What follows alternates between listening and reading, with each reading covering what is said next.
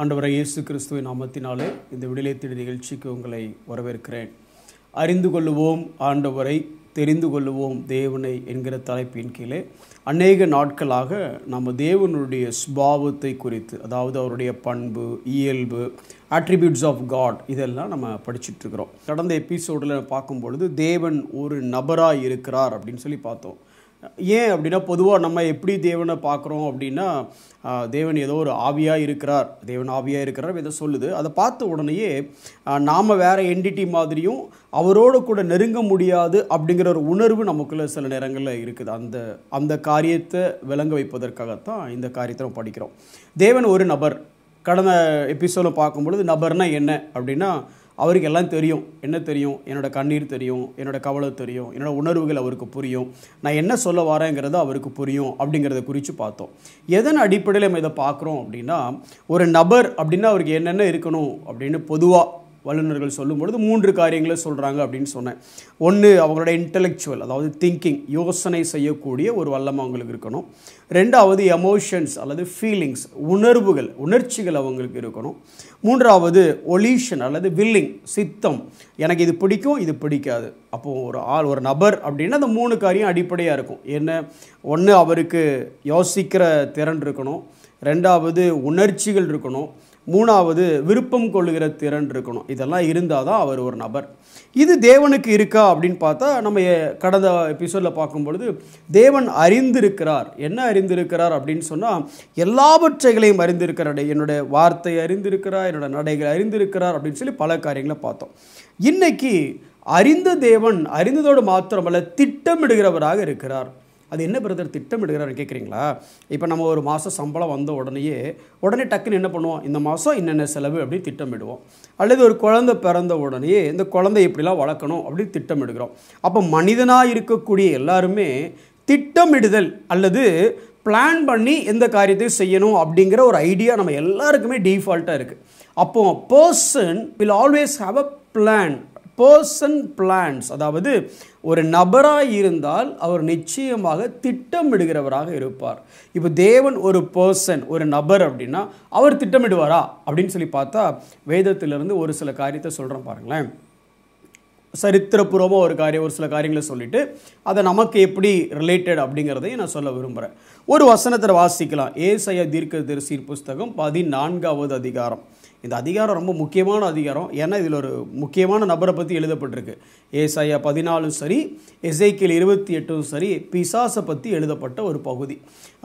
அந்த பிசாசை பற்றி எழுதப்படும் பொழுது ஆண்டவர் எப்படி சொல்கிறார் அப்படின்னா, உலகத்தில் இருக்கிற ஒரு சில ராஜ்யங்களை பற்றி பேசிக்கிட்டு இருக்கும் பொழுதே அவனை பற்றியும் பேசுகிறார்.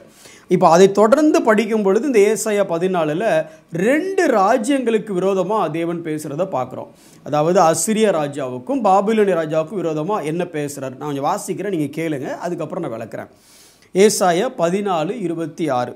தேசம் அனைத்தின் மேலும் நிர்ணயிக்கப்பட்ட யோசனை இதுவே, சகல ஜாதிகள் மேலும் நீட்டப்பட்டிருக்கிற கையும் இதுவே என்றார். சேனைகளின் கர்த்தர் இப்படி நிர்ணயித்திருக்கிறார், யார் அதை உயர்த்தமாக்குவான்? அவருடைய கை நீட்டப்பட்டிருக்கிறது, யார் அதை திருப்புவான்? 27வது வசனம். சேனைகளின் கர்த்தர் இப்படி நிர்ணயித்திருக்கிறார், யார் அதை உயர்த்தமாக்குவான்? நிர்ணயித்திருக்கிறார், உயர்த்தமாக்குவான் அப்படிங்கிறத நம்ம ஆங்கிலத்தில் எப்படி பார்த்தோம் அப்படின்னா, God has a plan for the nations. அதாவது இந்த தேசத்தை குறித்து தேவன் சில காரியத்தை நிர்ணயிச்சிட்டார், அப்படின்னா பிளான் பண்ணிட்டார். அவர் பண்ணின பிளானை யாருப்பா கேன்சல் பண்ண முடியும் அப்படின்னு சொல்லி தான் இந்த பகுதி சொல்லுது. இங்கே யாரை குறித்து பிளான் பண்ணிட்டார் அப்படின்னு சொன்னால், இந்த அசிரிய ராஜ்யத்தினுடைய அழிவையும் பாபிலோன் ராஜ்யத்தினுடைய அழிவையும் குறித்து அவர் பிளான் பண்ணிட்டார். இது 26வது வசனத்தில் பாருங்கள். This is the purpose that is purposed concerning the whole earth அப்படின்னு ஆங்கிலத்தில் வருது. ஏசாயா தீர்க்கதரிசியின் புஸ்தகம் 14வது அதிகாரம் 26வது வசனம். தமிழில் தேசம் அனைத்தின் மேலும் அப்படின்னு இருக்குது, ஆங்கிலத்தில் முழு பூமி மேலும்.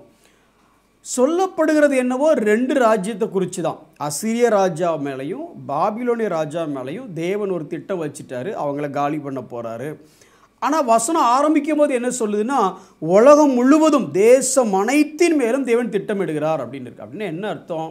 இப்போ சிம்பிள், அமெரிக்காவிலையும் ஐரோப்பாவிலையும் ஒரு பெரிய பிரச்சனை வந்துச்சுன்னு வச்சுடுங்களேன். உங்களுக்கு எனக்கு பிரச்சனை வராமல் இருக்குமா? இன்றைக்கி வரக்கூடிய ஐடி இண்டஸ்ட்ரியில் சவால்கள் வருமா? நிச்சயமாக வரும். அது வேத வல்லுநர்கள் எப்படி சொல்கிறாங்க அப்படின்னா, இந்த பாபிலோனிய ராஜ்யத்தின் மேலேயும் அசீரிய ராஜ்யத்தின் மேலேயும் தேவன் ஒரு திட்டம் போட்டு இவங்களை காலி பண்ணினார்னா எந்த நாடுகள்லாம் இம்பேக்ட் ஆகும்னா, அப்படியே சொல்லப்போனால் மீதியா ராஜ்யம், ஈலாம், பிலிஸ்திய ராஜ்யம், ஏதோ, மோவாப், சிரியா, அம்மோன் அப்படின்ட்டு எல்லாருமே அடி வாங்குவாங்க. அப்போ என்ன அர்த்தம் அப்படின்னா, இந்த மொத்த பூமியில் இருக்கக்கூடிய எல்லா தேசங்களுக்கும் தேவன் திட்டமிடுகிறவராய் இருக்கிறார், அல்லது தேவன் கையில் திட்டம் இருக்குது. திட்டமிடுகிற தேவன். இன்னும் அதோட அந்த கதை முடியல. இன்னும் கொஞ்சம் அப்படியே கொஞ்சம் யோசித்து பார்த்தீங்கன்னா, வெளிப்படுத்தின விசேஷம் வரும்பொழுது 16வது அதிகாரம் 14, 15 படிக்கும் பொழுது நமக்கு தெரியும், இந்த அர்மகெதான் யுத்தத்தை பற்றி பேசுது. அசிரிய ராஜா பாபிலோன் ராஜாவுடைய யுத்தத்தை பற்றி மட்டும் வேதம் பேசலை. அதை மட்டும் தேவன் கையில் கண்ட்ரோலில் இருக்குன்னு சொல்ல வரல. ஏன் இந்த உலகத்தினுடைய முடிவில் நன்மைக்கும் தீமைக்கும், அல்லது ஒரு கிளைமாக்ஸ் ஃபைட் அப்படின்னு சொல்லலாம், அர்மகெதான் யுத்தம். அந்த யுத்தத்தை யார் கையில் இருக்குன்னா அந்த கண்ட்ரோலும் அவர் கையில் தான் இருக்குது. அப்போ மொத்தம் உலகத்தினுடைய எல்லா தேசத்தினுடைய எல்லா விதமான ஆக்கப்பூர்வமான இல்லை அவர்களை ஆக்கமும் அவர்களின் அழிவும் இந்த மொத்த திட்டமும் யார் கையில் இருக்குதுன்னா தேவன் கருத்தில் தான் இருக்குது. இதெல்லாம் நான் சொன்ன உடனே நீங்கள் கேட்பேன், இதெல்லாம் எங்களுக்கு தெரிஞ்சு என்ன பிரதர் ஆக போகுது? சரி, தேவன் திட்டமிடுகிறாருன்னு சொன்னீங்க, எல்லா நாடுகளுக்கும் மேலே தேவனுடைய திட்டம் இருக்குதுன்னு சொல்லிட்டீங்க. கரெக்டு. இதுக்கு எனக்கு என்ன சம்பந்தம் பிரதர்? அந்த நாட்டுக்குள்ளே தான் நம்மளும் இருக்கிறோம். அதாவது பூமி அனைத்தின் மேலேயும் நடக்கக்கூடிய எல்லா காரியங்களையும் தேவன் திட்டமிடுகிறார் அப்படின்னா, இந்த பூமியில் இருக்கிற நம்மளுடைய வாழ்க்கையும் அதுக்குள்ளே தான் அடங்கியிருக்கு. சரி, இப்போ உங்களுக்கு ரொம்ப ஓவராலாக சொல்லாமல் ஸ்பெசிஃபிக்காக நமக்கு என்ன திட்டம், அல்லது நம்மளை குறித்த திட்டம் வச்சுருக்கிறாரா அப்படின்னா, ஒரு கிறிஸ்தவனுடைய வாழ்க்கையில் மிகப்பெரிய ஆசீர்வாதம் என்ன அப்படின்னா, நீங்கள் என்ன சொல்லுவீங்க? உடனே வீடு கொடுக்கணும், வேலை தரணும், நல்ல சுகம், ஜீவியம். இல்லை பிரதர், இதெல்லாம் மனுஷங்க கூட தர முடியும். சில நேரத்தில் மிகப்பெரிய ஆசீர்வாதம்னு நினைக்கக்கூடிய காரியம் என்னென்னா ரட்சிப்பு. எபேசியர் 2வது அதிகாரம் 8 முதல் 10 வசனத்தை நீங்கள் படித்து பார்க்கும் பொழுது, கிருபையினாலே விசுவாசத்தை கொண்டு ரட்சிக்கப்பட்டீர்கள். இதுக்கும் ஒரு திட்டம் இருக்குது. அதை தான் சொல்ல வரேன். அதாவது நாட்டில் நடக்கிற யுத்தங்களை எப்படி தேவன் திட்டமிட்டு அது அவர் கண்ட்ரோலை மீறி ஒன்று நடக்காதோ, அதே மாதிரி இந்த மனுஷன் ரட்சிக்கப்பட்டதுக்கு பின்னே பெரிய திட்டம் இருக்குது. ஏன் ரட்சித்தார்? உங்களை என்னை ஏன் ரட்சித்தார் அப்படின்னா, அநேக காரியங்களை சொல்லலாம். அவர் தேர்ந்தெடுத்தார், அவர் அன்பு கூர்ந்தார், அவர் திட்டமிட்டார். ஆனால் அதையும் தாண்டி ஒரு முக்கியமான காரியம் என்ன இருக்குது அப்படின்னா, 10வது வசனத்தை படித்து பார்த்தீங்கன்னு வச்சுட்டுங்களேன், ஏனெனில் நற்கிரியைகளை செய்கிறதற்கு நாம் கிறிஸ்து இயேசுக்குள் சிருஷ்டிக்கப்பட்டு தேவனுடைய செய்கையாய் இருக்கிறோம். அவைகளில் நாம் நடக்கும்படி அவர் முன்னதாக அவைகளை ஆயத்தம் பண்ணியிருக்கிறார்.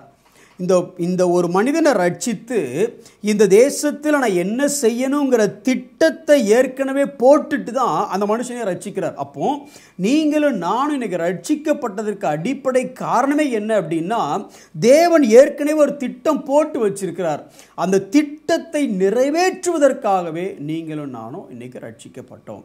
அப்போ நல்லா கவனித்து பாருங்கள், நம்ம ரட்சிப்புக்கு பின்னாலேயே ஒரு மாஸ்டர் பிளான் இருக்குதுன்னா, நம்ம அன்றாட வாழ்க்கையை குறித்த தேவன் திட்டமிடாமல் இருக்க போகிறாரு.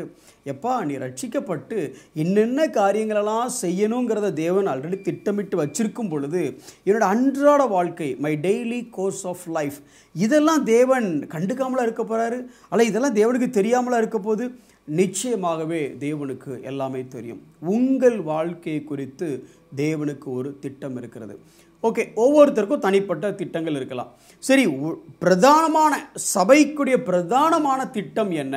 தேவன் நம்மை குறித்து அல்லது உங்களை குறித்து என்னை குறித்து வைக்கக்கூடிய மிக பிரதானமான திட்டம் என்ன?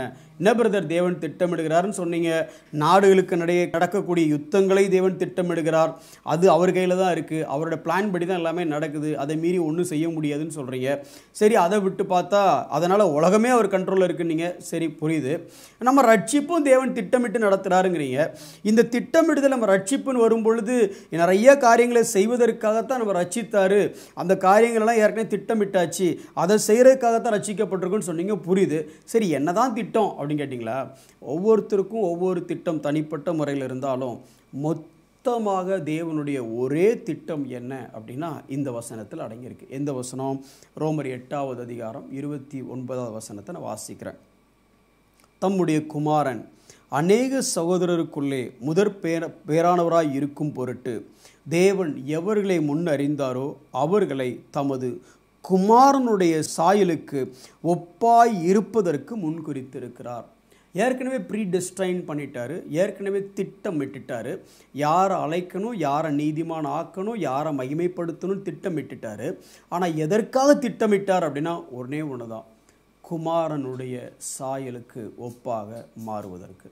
நீங்களும் நானும் இந்த உலகத்தில் ரட்சிக்கப்பட்டதற்கான நோக்கம் என்ன அப்படின்னா, அல்லது இன்னொரு வகையில் யோசித்து பார்த்தா உங்கள் வாழ்க்கையிலையும் என் வாழ்க்கையிலும் தேவனை குறித்த மிகப்பெரிய திட்டம் என்ன அப்படின்னா, நம்ம பணக்காரங்களாகிறது நல்லது, நம்ம வீடு வாசல் எல்லாமே நல்லது இல்லைன்னு சொல்ல வரல. ஆனால் மிக பிரதானமான திட்டம், தேவனுடைய திட்டம் என்னென்னா அவருடைய குமாரனின் சாயலுக்கு ஒப்பாக மாறுவது. மாறிட்டீங்களா? மாறிட்டு இருக்கிறீங்களா? பிரதர் ரட்சிக்கப்பட்டோம் பிரதர், 25 வருஷம் ஆயிடுச்சு பிரதர், ஒரு குழந்தை 6 மாதத்தில் தவழ்ந்ததுன்னா அழகாக இருக்கும் பிரதர், 25 வருஷம் அது தவழ்ந்ததுன்னா அது அழகில்லை பிரதர், அது வியாதி பிரதர். அப்போ நீங்கள் ரட்சிக்கப்பட்ட நாளிலிருந்து உங்களை குறித்த தேவனுடைய திட்டம் என்னென்னா அவருடைய சாயலுக்கு ஒப்பாக மாறுவது. மாறிட்டீங்களா? மாறிட்டு இருக்கிறீங்களா? உங்கள் வாழ்க்கை குறித்த தேவனுடைய திட்டம் அதுவே. அதற்காக நாம் செயலாற்றுவோம், முற்படுவோம். கண்களை மூடி நாம் ஜெபிப்போம். அன்புள்ள ஆண்டவரே, இந்த உலகத்தில் இருக்கக்கூடிய எந்த தேசத்தை குறித்தும், எந்த ஒரு மனிதனை குறித்தும், இந்த மொத்த உலகத்தை குறித்தும் நீர் திட்டமிடுகிறவராய் இருக்கிறீர் ஆண்டவரே. உம்முடைய திட்டத்திற்கு வெளியே எந்த ஒரு காரியமும் நடைபெறுவதில்லை. நீர் ஏக சக்கராதிபதியாக சாவரின் லார்டாக இருக்கிறீங்க. எங்கள் வாழ்க்கையை குறித்து உமக்கு ஒரு திட்டம் இருக்கிறது ஆண்டவரே. உலக பிரகாரமாக அநேக காரியங்களை ஆண்டவரே நீர் எங்கள் மூலமாக செய்தாலும் அல்டிமேட் பர்பஸ், பிரதானமான நோக்கம் உம்முடைய குமாரனின் சாயலுக்கு ஒப்பாக நாங்கள் மாற வேண்டும் என்பதே உம்முடைய திட்டமாக இருக்கிறது ஆண்டவரே. அந்த திட்டத்திற்கு இசைந்து உம்முடைய வார்த்தைக்கும் உம்முடைய ஆவியானவருடைய ஆண்டவரே நடத்துதலுக்கும் நாங்கள் கீழ்ப்படிந்து உமது சாயலாக நாங்கள் மாற எங்களை நாங்கள் அர்ப்பணிக்கிறோம். இயேசுவின் நாமத்தில் ஜெபிக்கிறோம் நல்ல பிதாவே, ஆமென்.